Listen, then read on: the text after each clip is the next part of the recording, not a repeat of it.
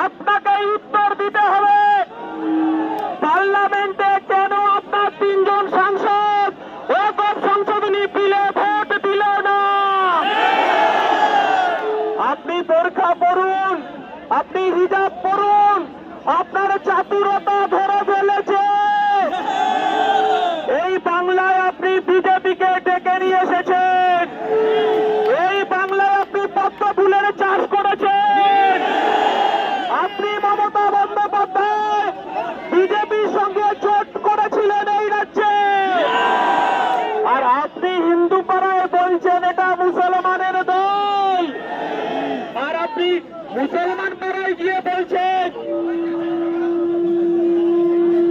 মুসলমান পাড়ায় আপনি গিয়ে বলছেন বিজেপির দালাল, আর হিন্দু পাড়ায় গিয়ে বলছেন মুসলমানের দল। আপনার ছল চাতুরতা বুঝে গেছে। বিজেপি যে প্রতিশ্রুতি দিয়েছিল রাম মন্দির তৈরি করে, বিজেপি স্লোগান দিয়েছিল আপনি বার 400 পার। ভারতবর্ষের মানুষ সংবিধান রক্ষার স্বার্থে বিজেপির গালে থাপ্পড় মেরেছে 240-এ।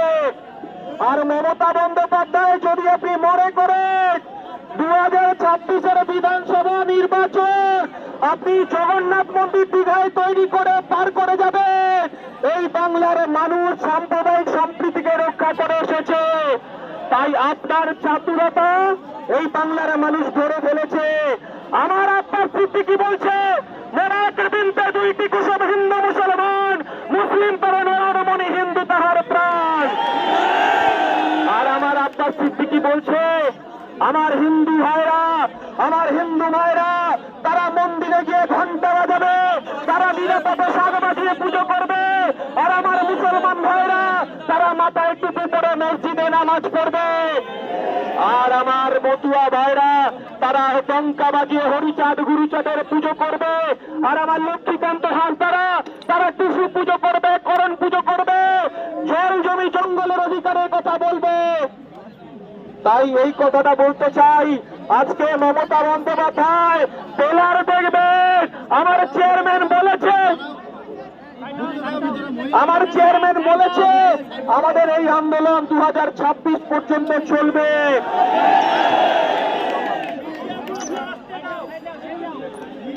যতক্ষণ না পর্যন্ত এই ওয়াকফ বিল প্রত্যাহার হচ্ছে, এই 2026 পর্যন্ত এই আন্দোলন আমাদের বুথে বুথে, পাড়ায় পাড়ায়, মহল্লায় মহল্লায়